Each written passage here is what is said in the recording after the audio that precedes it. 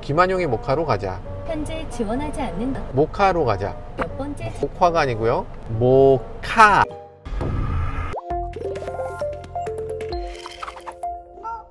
네, 토레스 일단 외관부터 외관은 그만 살펴보죠. 왜냐면 토레스 외관 너무 많이 봤어. 우리 그동안 수없이 봤잖아요.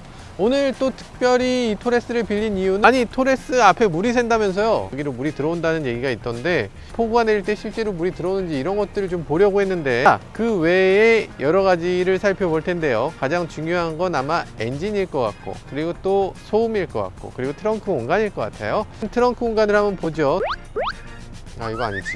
트렁크 이렇게 열 거가 생겼는데, 트렁크 공간을 한번 보죠. 트렁크 공간을 보면요, 이 아래쪽에 이런 식으로 덮개를 만들어 붙이셨어요. 실제로는 이 덮개가 있는 건 아니고요, 실제로는 이렇게 한 단계 올라오는 걸 볼 수 있어요. 이만큼 더 올라오는 거죠. 이게 뒤쪽에 도넛 본벨을 사용하면서 이 스페어 타이어 위치에 넣고, 그리고도 조금 부족한 부분, 격벽 부분, 이런 것들을 만들기 위해서 약간 올라온 걸 볼 수 있는데요.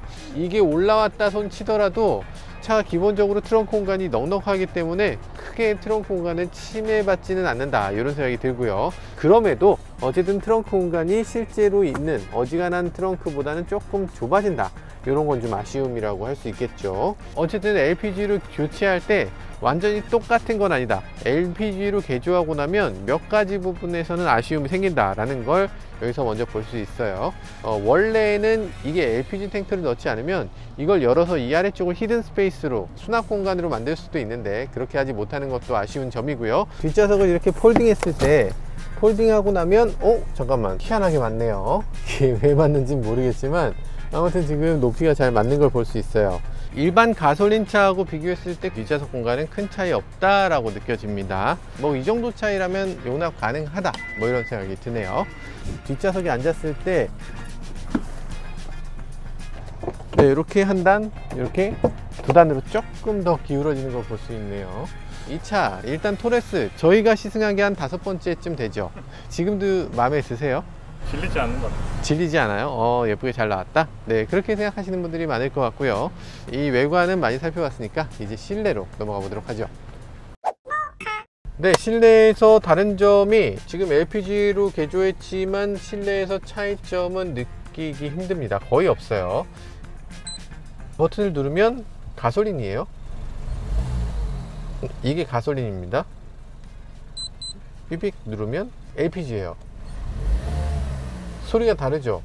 여기 버튼 하나 있는데 이게 LPG 탱크의 양을 보여주는 거고요. 이 차는 바이퓨얼로 가솔린과 LPG를 동시에 사용할 수 있는 차입니다. 시동 걸 때는 가솔린이에요. 그러다 보니까 시동 걸 때 단발 시동이 가능하죠. LPG 같으면 시동 걸 때 한 0.5초에서 1초 정도 잠깐 쉬었다가 시동이 걸리는데, 이 차는 바이퓨얼이니까 둘 다 지원을 하니까 출발할 때는 가솔린으로, 그리고 출발해서 LPG로 이렇게 교체할 수가 있도록 만들어져 있습니다. 근데 지금 보면 LPG하고 가솔린하고 사운드 자체가 달라요. 이게 LPG고요, 이게 가솔린입니다.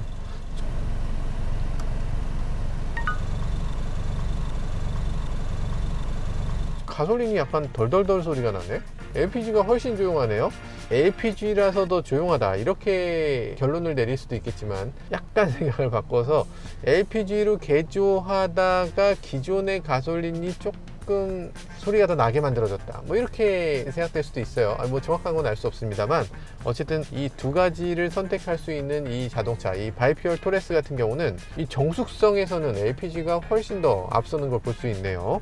그리고 기존에 저희가 니로 하이브리드 같은 경우는 LPG 개조하는 것을 사용해 봤는데, 그땐 LPG 버튼이 이 위쪽에 있었죠. 그걸로 LPG 통에 얼마나 LPG가 남아있는지도 볼 수 있었어요. 그런데 지금 이 차는 위쪽에 별물로 만들어 놓지 않고 이 아래쪽에 구멍을 뚫어서 여기에 LPG 버튼을 만들어 넣었습니다.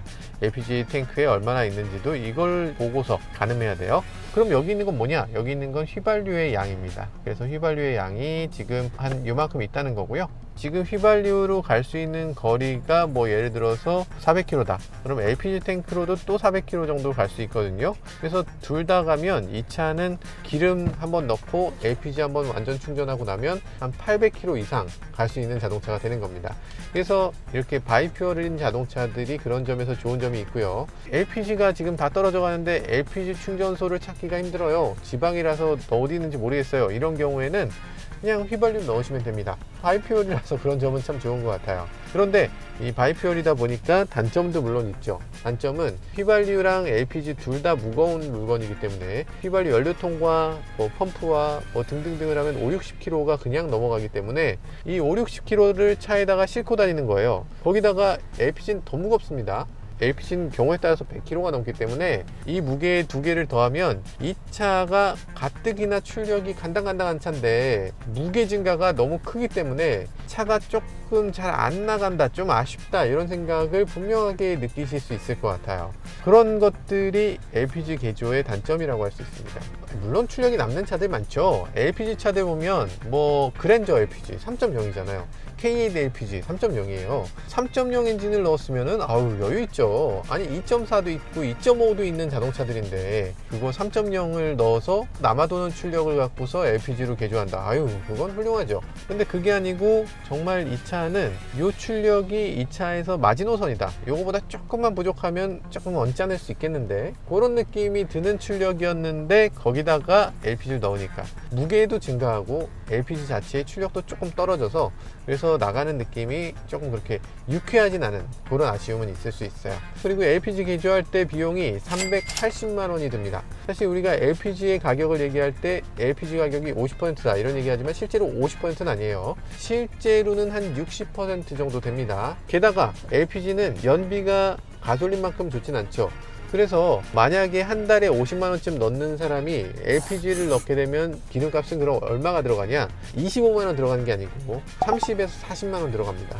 그러니까 50만원 넣는 사람도 한 달에 세이브되는 비용은 10만원 남짓이에요. 나는 기름을 50만원씩은 안 쓰고 나는 기름을 한 달에 한 40만원 30만원만 씁니다. 이런 사람은 LPG 개조를 하면 안 돼요. 50만원을 넣는다고 해도 한 달에 10만원씩 해서 이 차의 차값, 그러니까 개조 비용 380만원을 거두려면 그러면 3년 정도는 타야 되는 거예요. 50만원 넣는 사람도. 그래도 3년이면 이득 아니냐 할 수 있는데 LPG가 무조건 편리한 건 아니거든요. LPG가 일단 출력 저하라든지 트렁크 줄어드는 거라든지 LPG 충전소를 찾아가야 되는 거라든지 이런 점에서 무조건 장점만 있는 건 아니기 때문에 LPG를 선택할 때는 그만큼 자기가 얼마나 주행을 하는지 이런 것들을 고려해야 합니다. 그래서 자기가 주행하는 거리가 뭐 길어서 장거리를 자주 가기 때문에 한 달에 나는 100만원의 기름을 쓴다 라고 하는 사람은 LPG 개조하면 무조건 이득이죠. 그건 무조건 좋아요. 근데 한 달에 50만원 이하 뭐 40만원 30만원 쓰시는 분들은 LPG 개조를 하지 않으시는 걸 추천드리겠어요. 물론 이건 토레스의 경우에 한해서 이렇게 말씀드리는 거고요. 다른 차, 출력이 아주 넉넉한 차라면 LPG 개조가 더 좋을 수도 있죠. 그런 건 자기 주행거리 그리고 어떤 차를 선택하느냐 이런 것들에 대해서 고려할 필요가 있는 것 같습니다. 시동을 한번 걸어볼게요. 얍! 에어컨 어디 있어? 에어컨. 이상한 건 이 차는 에어컨이 너무 세다는 게 이상해요. 에어컨의 위치가 송풍구가 지금 여기 있잖아요. 송풍구가 지금 모든 자동차 중에 가장 가까워요. 이렇게까지 가까운 자동차는 본 적이 없어요. 핸들에서 한 뼘이 채 안 떨어져 있죠. 그래서 지금 이 팔 있는 데가 너무 차갑고 약간만 뒤에 있으면 안 되나? 이게 이렇게까지 차가울 일이야? 굉장히 차가워서 이게 정말 한여름에 이 차를 시승했는데 한여름에도 추웠어요. 에어컨 성능 빵빵한 거 좋아. 너무 좋아요. 너무 좋은데 너무 세. 이거를 부분적으로 이렇게 다른 사람한테 막 이렇게 해주고 싶어요. 야, 너 시원하게 가라 이렇게 해주고 싶은 그런 이타적인 자동차라고 말씀드렸죠. 그리고 여기서 보면 아쉬운 점이 몇 가지 있어요. 예를 들면 음성인식 부분, 길 안내, 건설회관. 잘 모르겠어요. 아니 잘 모르겠어요 이런 거 하지 마시고 그냥 띵 하면 되잖아. 모르겠어 그럼 되지. 그 빠르게 좀 얘기해 주세요. 이렇게 천천히 말씀하지 마시고요. 길 안내 건설회관 하면 모르잖아요. 건설회관으로 가자. 몇 번째 장소로 갈까요? 희한하게 반말로 하면 알아들어요. 왜 반말로 하면 알아들으시죠? 그리고 이런 것도 있죠. 김한용의 모카로 가자. 현재 지원하지 않는 기능입니다. 엉뚱한 소리를 하죠. 지원하지 않는 기능이라니 그게 무슨 말이야. 가자라고 했으면 이게 당연히 이건 내비게이션에다가 하는 얘기구나, 그런 목적지를 모릅니다 라고 하든가 그런 목적지는 없습니다 라고 하든가 해야 되죠. 근데 의외로 이렇게 치면 또 있어요. 모카로 가자. 몇 번째 장소로 갈까요? 네, 목화가 아니고요, 모카로 가자. 몇 번째 장소 모카로 가자. 현대기아도 음성인식을 하죠. 음성인식을 하는데 음성인식이 예전에 이 쿠란도를 탔을 때 음성인식이 너무 좋아서 현대차보다도 음성인식이 더 좋은 첨단 자동차라고 여러 번 말씀을 드렸는데, 근데 이 토레스로 와서는 왠지 음성인식의 퀄리티가 떨어졌습니다. 또 안 좋은 점은 이 마이크의 위치가 안 좋은 건지 블루투스로 누구랑 통화를 할 때 보면 블루투스 음질이 너무 떨어져요. 그래서 이 블루투스도 개선될 필요가 있는 것 같고요. 이 음성인식 기능은 이 마이크 그리고 또 여러 가지 기능들이 문제가 돼서 음성인식이 퀄리티가 많이 떨어지게 된 것 같아요. 토란도하고 비교했을 때 토레스의 음성인식이 더 나쁩니다. 그래서 이거는 어떻게 된 일인가 하는 생각이 들어요. 그리고 이 인터페이스에 대해서도 할 말이 많은데요. 내비게이션, 라디오, 인포콘, 전화, 이 인터페이스, 이 그림, 이거 최선입니까? 라디오를 이렇게밖에 못 그린다는 건 상상하기 굉장히 어려운 그런 그림이고요. 전화? 공조? 야, 이게 맞나? 이 정도밖에 안 되나 싶은 생각이 살짝 들죠. 이 깜빡이 같은 경우도 조금 특이하죠. 깜빡이 사운드가 이런 식으로 나와요. 이런 소리를 듣고 싶은 사람이 있겠죠. 있을 텐데 대부분은 이걸 원할까? 똑깍똑깍 하는 사운드라면 그건 가치 중립적이에요. 그거에 대해서 평가하는 사람이 아무도 없죠. 정말 오래전부터 가져온 그런 소리니까 그거에 대해서는 더 이상 평가하는 사람이 없습니다. 근데 이렇게 똑깍똑깍을 할 때는 이 사운드에 대해서 정말 사람들이 좋아하는지 이걸 평가를 해야 돼요. 좋아할까? 이렇게 큰 소리가 나길 원할까? 이 소리의 볼륨은 아마도 디젤 자동차 엔진에 맞춰져 있는 것 같아요. 그러니까 넥스턴에 있는 사운드인데, 넥스턴은 디젤 엔진이기 때문에 기본적으로 엔진 사운드가 큽니다. 이걸 뚫고 나와야 되기 때문에 이 볼륨이 필요한데, 지금 이 차는 굉장히 조용한 차예요. 그리고 특히나 이 차는 방음도 잘 돼 있어요. 공력 성능도 좋습니다. 그래서 이 차를 가지고서 고속도로를 달려보면 굉장히 조용하다 라고 생각되는데, 깜빡이를 켜보면 아니, 이렇게 시끄러운 소리를 내가 왜 들어야 되지? 라는 생각이 저절로 드는 거죠. 그래서 이런 볼륨이라든지 이런 것들을 아주 섬세하게 조절해 줘야 되는데, 이런 섬세함이 많이 떨어지고 있어요. 그리고 내비게이션이라든지 이런 것들 보면요, 이게 뭔가 이렇게 섬세하지 못한 부분이 계속 눈에 띄죠. 예를 들면 여기서 내비게이션을 했다, 여기서 오디오를 하겠다. 오디오 같은 게 여기 나타나야 되죠. 지금 시계랑 나침판이 그렇게 중요한 정보였을까요? 오디오 같은 경우는 당연히 모든 사람이 트니까 라디오를 한 다음에 이 라디오 상태에서 내비게이션이 없어져요. 디스플레이가 이렇게 큰데 여기서 내비게이션 같이 보여주면 안 될까요? 현대차 같은 경우는 여기 디스플레이, 여기에 디스플레이, 이 두 개를 나눠서 두 가지 기능들을 할 수 있도록 하는데, 이 차는 이렇게 한 번에 하나의 기능밖에 못하게 하는 점 때문에 굉장히 아쉽긴 합니다. 그리고 또 이런 것들, 전화 기능은 굉장히 묘하죠. 전화 기능은 예를 들어서 이런 걸 눌러보면 다이얼 패드가 굳이 있어요. 다이얼 패드를 굳이 눌러보면 블루투스를 연결하라고 나옵니다. 굳이? 그럼 블루투스가 연결 안 됐으면 어차피 안 될 건데 뭐하러 누르게 하죠?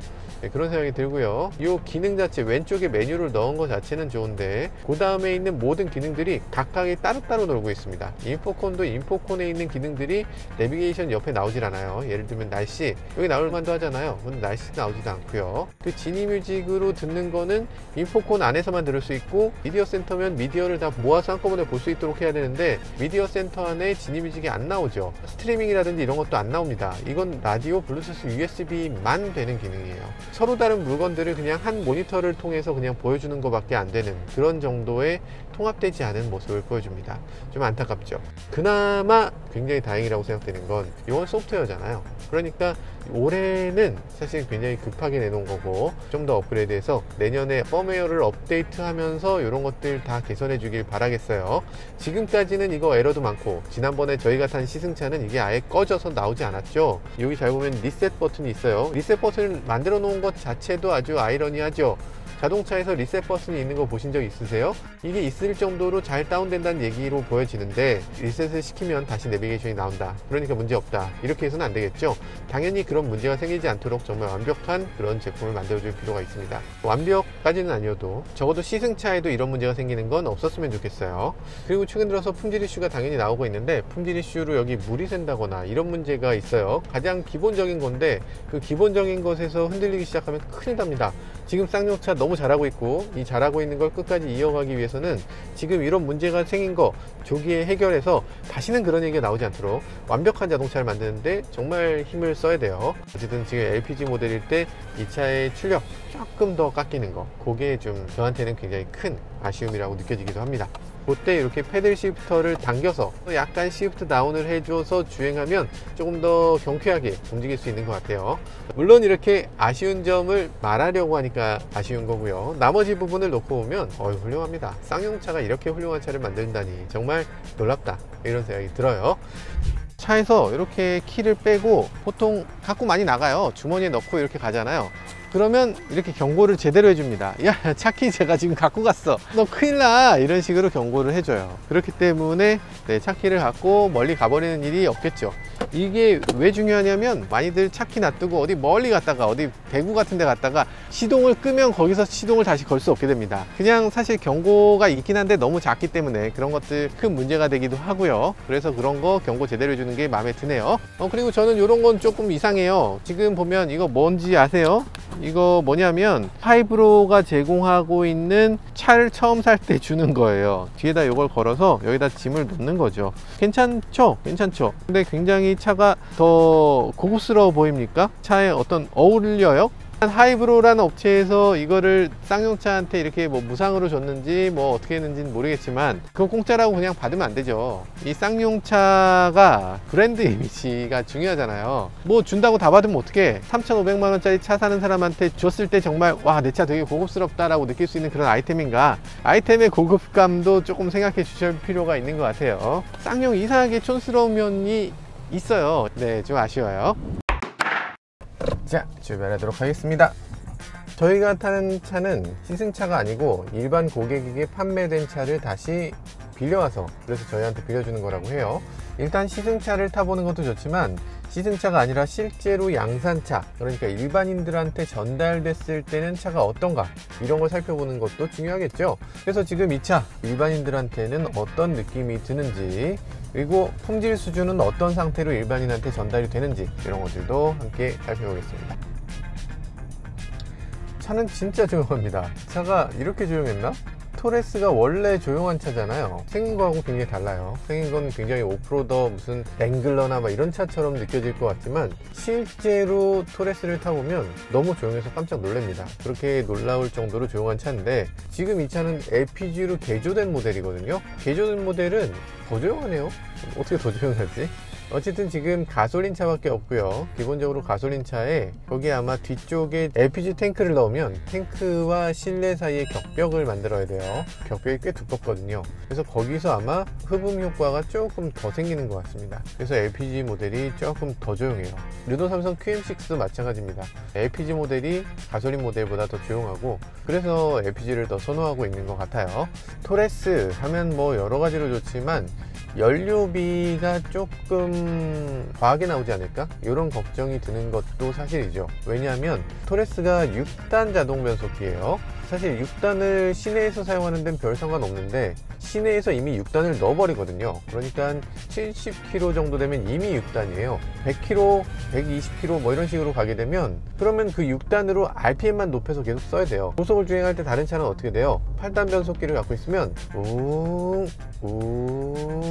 이런 식으로 올라가죠. 70일 때 웅 하고, 90대면 웅 한 번 더 하고, 110대면 웅 한 번 더 해서 굉장히 낮은 RPM으로 갈 수 있는 거죠. 한 1300 정도면 그냥 쭉 가는 거예요. 근데 6단 자동 변속기를 갖고 있는 차들은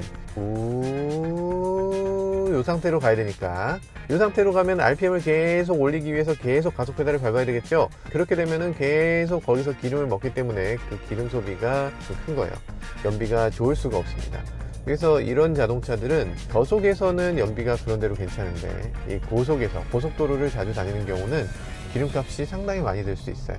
그래서 지난번에 저희가 토레스를 가지고 부산을 한번 갔다 온 적이 있는데, 여기 영상 보시면 어우 기름값 많이 썼어요. 가서 부산에서 한번 넣어야 되고, 부산에서 한번 오면서 또 넣어야 되고, 부산 다녀오면 기름값이 적어도 15만원은 드는 것 같아요. 그런데 LPG를 쓰게 되면 그런 기름값이 거의 절반에 가깝게 줄어들 수 있죠. 지금 LPG 가격이 900원이 채 안 되기 때문에 이 정도라면 연비가 조금 떨어지더라도 기름값에서 좀 만회할 수 있는 걸로 보여집니다.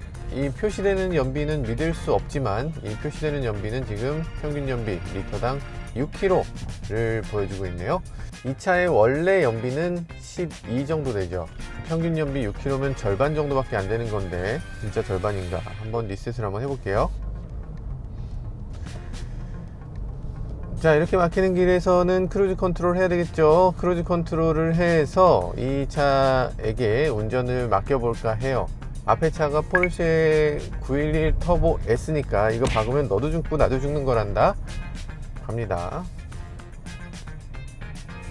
잘못해서 야 제동 안 하면 너 진짜 큰일 나는 거다. 지금 어우 제동해줬어요. 어우 살 떨리네. 제가 지금 페달을 밟고 있지 않습니다. 핸들도 그냥 살짝 손만 얹어 놓고 있어요. 오토바이도 잘 인식하나요? 오토바이도 야 약간 거칠어요. 그리고 약간 지금 한번 섰다가 자기 혼자 조금 더 갔죠. 섰는데 다시 가는 거는 진짜 불안하네요. 왜 섰다 다시 가? 제가 움직인 것도 아닌데. 그런데 이렇게까지 쫄 필요는 없습니다. 지금 앞차가 포르쉐 911 터보라서 그렇지, 그것도 신형이라서 그렇지, 그거 말고는 뭐 괜찮아요. 차 자체는 뭐 알아서 잘 해주겠죠. 근데 왜 나를 동호대교로 안내했니? 아니 왜 동호대교로 안내했죠? 이해가 안 되네. 아니 지금 광화문 가는데 당연히 한남대교로 가야지 왜 동호대교로 가? 오늘 중요한 건 LPG 느낌이 어떤가 이런 걸 느껴보는 것일 텐데요. 공회전 느낌은 큰 차이를 느끼기 어렵습니다. 그리고 가속될 때 이 토레스의 치명적인 단점이랄까 아쉬운 점이 하나 있는데, 이거는 아마 많은 분들이 토레스를 타보면 공감하실 거예요. 현대차나 이런 차들이 예전에는 다 이렇게 만들었어요. 예전엔 자동차 회사들이 다 자동차를 만들 때 자동차가 잘 나가는 것처럼 느껴지게끔 만들려고 했습니다. 그래서 자동차가 이렇게 페달을 조금만 이렇게 밟으면 뿅 하고 튀어나가는 느낌을 줬어요.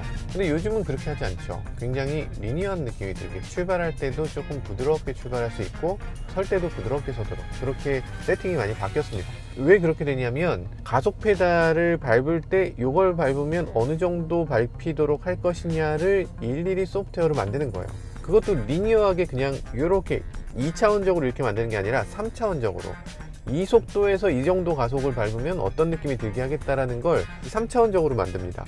그런 걸 세팅을 계속 바꿔가면서 실제로 이 튜닝하는 사람들이 실제로 차를 운전해 보면서 요런 튜닝이 이 차에는 가장 적합하다라고 만들어요. 근데 지금 이 차는 그게 조금 과하게 됐습니다. 이 차의 느낌과 다르게 차를 너무 잘 나가는 것처럼 초반에 튀어나가게끔 만들었어요. 그래서 그 느낌이 토레스를 처음 타시는 분들한테는 순수하게 이렇게 차가 잘 나가는 차네 이렇게 느끼시는 분들이 계신가 하면 세팅을 조금 잘못했네 이렇게 느끼시는 분들도 계실 것 같아요. 약간 튀어나갑니다. LPG로 넘어와서 이 LPG에서도 그 튀어나가는 느낌이 그대로 있거든요. 그 느낌이 기분 좋진 않네요.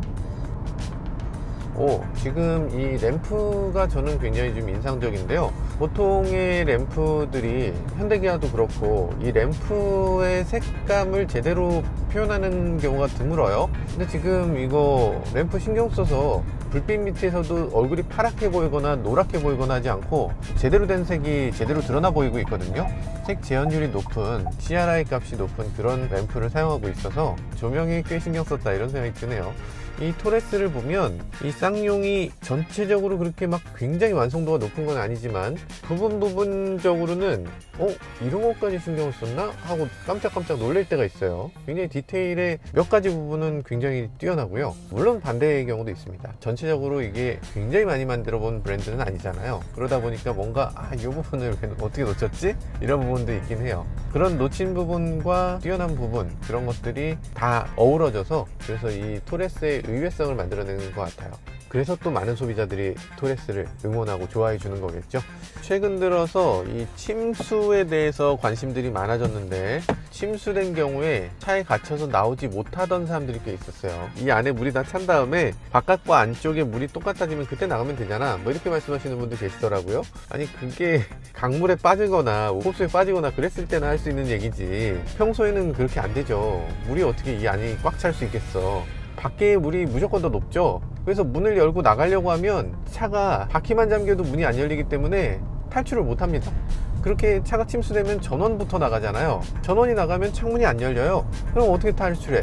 그래서 차에 갇히는 사람들이 있었습니다. 실제로 한참 동안 차에 고립돼 있다가 그러다가 간신히 빠져나온 분들이 계세요. 근데 이런 것도 있죠. 이런 게 있으면 차 유리창을 이걸 깨면 돼.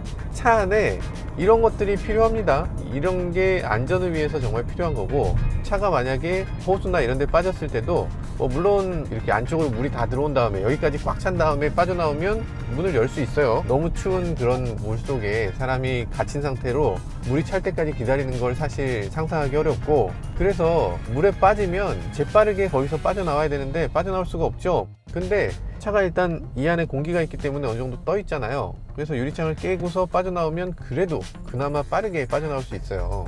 그래서 그런 것들을 생각해 보면 차 안에 이렇게 유리를 깨는 도구는 하나쯤 갖고 있어야 되고요. 토레스가 이런 것들 안전을 위해서 이런 것까지 신경 쓴다, 쌍용이 이런 것까지 신경 쓴다, 이런 것들은 굉장히 좋은 지점이라는 생각이 들어요.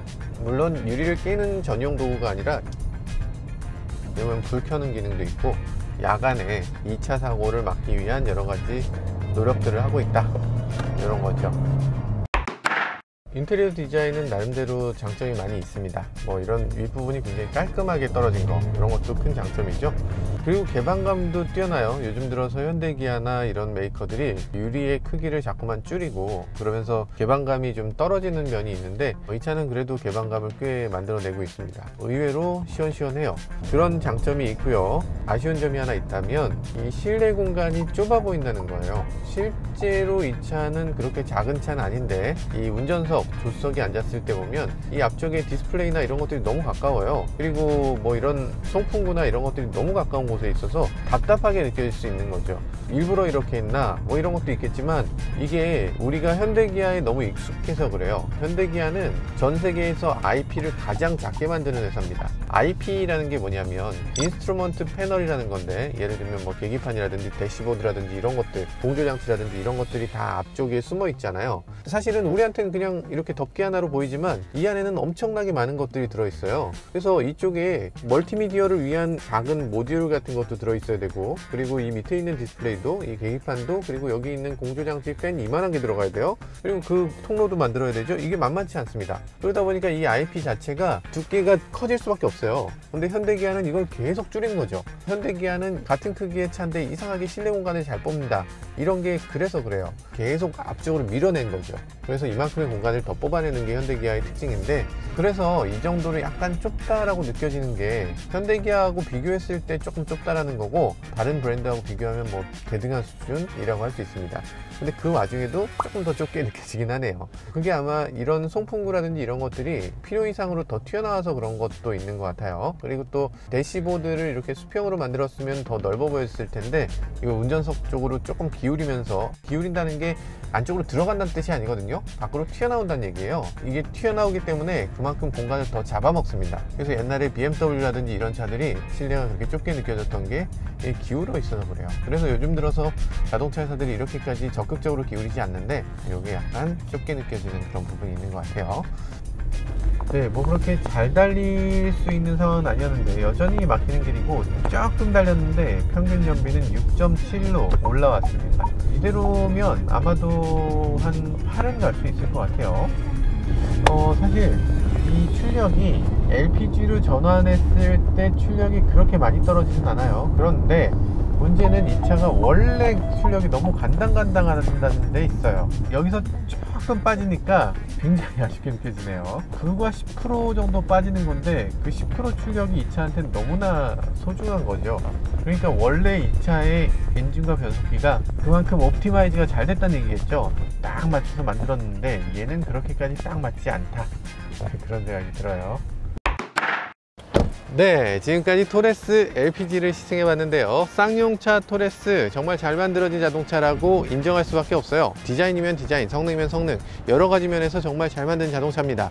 그런데 한 가지 아직은 조금 아쉽다 라고 생각되는 부분은 완성도가 아직 정상화에 올라가지 못했다는 생각도 있어요. 조금 더 품질 수준이 높아져야 되고, 그리고 전자장비라든지 인터페이스라든지 이런 것들에 조금 더 개선이 이루어지면 훨씬 더 좋은 차가 될 수 있겠다는 생각도 해보게 됩니다. 잘 만든 자동차니까 끝까지 더 열심히 노력해서 품질, 인터페이스 여러 가지 면에서 최고의 수준까지 올라서기를 기대해 봅니다. 그리고 LPG로 개조하는 경우에 이 차의 아쉬운 점이 연비이기 때문에 LPG 개조에 대해서 정말 많은 분들이 고민을 하고 계실 텐데요. LPG 개조 굉장히 좋은 아이템이라는 생각도 듭니다. LPG를 개조하게 되면 경제적으로 굉장히 큰 장점이 있지만 나머지 부분에서 약간씩의 아쉬움들이 있어요. 특히나 이 출력 부분에서 토레스는 출력이 정말 간당간당한 자동차이기 때문에 여기서 LPG로 개조하는 게 좋은 선택일지, 아니면 경제성을 위해서는 그런 것들을 다 감내하고 개조하는 게 좋을지, 이런 것들은 조금 더 신중하게 고려해 볼 필요가 있을 것 같습니다. 지금까지 저는 모카 김한용이었습니다. 감사합니다.